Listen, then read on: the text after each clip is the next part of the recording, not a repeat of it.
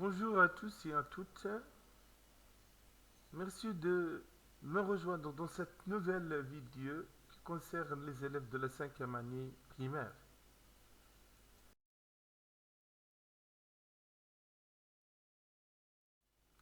dans laquelle vous allez voir une nouvelle leçon en grammaire intitulée l'adverbe de temps. L'objectif de cette leçon est être en mesure d'utiliser correctement en toutes circonstances l'adverbe de temps. Maintenant, on va commencer par la première étape. J'observe et je découvre. Lecture de ce paragraphe.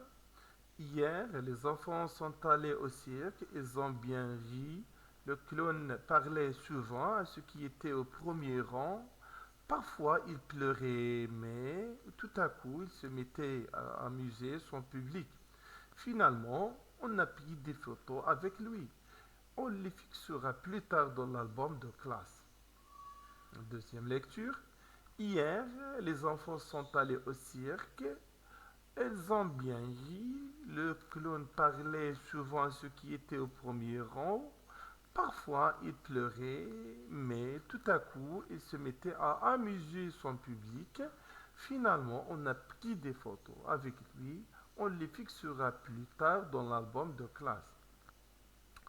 Regardez maintenant les mots soulignés sont parfois, souvent, tout à coup, finalement, plus tard.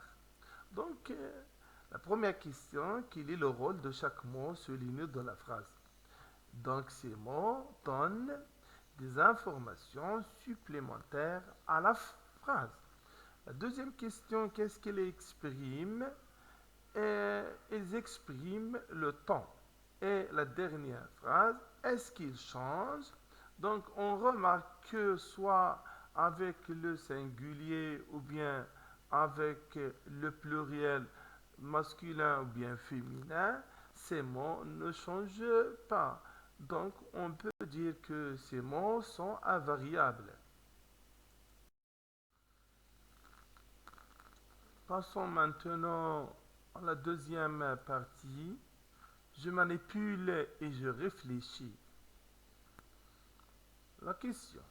Quel est le mot qui précise le moment où se déroule l'action dans chaque phrase du texte? Le texte précédent. Dans la première phrase, le mot qui exprime le temps, souvent. Dans la deuxième phrase, parfois. Dans la troisième phrase, tout à coup. Donc dans cette phrase, on remarque que l'adverbe, ce n'est pas un seul mot. C'est un mot composé ou bien un groupe de mots. Se compose avec tout, à et coup. Dans la quatrième phrase, l'adverbe est un mot. Finalement, la dernière phrase, ou bien la phrase 5, plus tard, même chose, c'est un mot composé ou bien un groupe de mots se compose avec plus tard.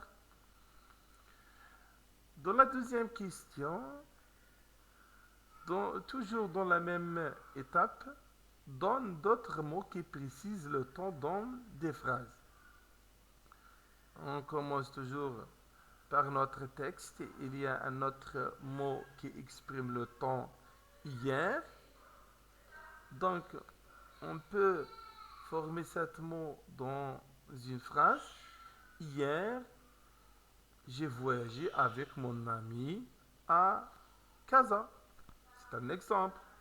Aujourd'hui, c'est un adverbe de temps. Il pleut ou bien il fait froid aujourd'hui. Maintenant, je suis occupé avant. Il va à l'école chaque jour avant 8 heures. Après, il boit des comprimés chaque jour après le repas. Il a bien compris cette ou bien il a déjà compris cette leçon. D'après tout ce qu'on a vu dans l'activité précédente, on peut déduire ou bien on peut former la règle suivante. Qu'est-ce qu'un adverbe?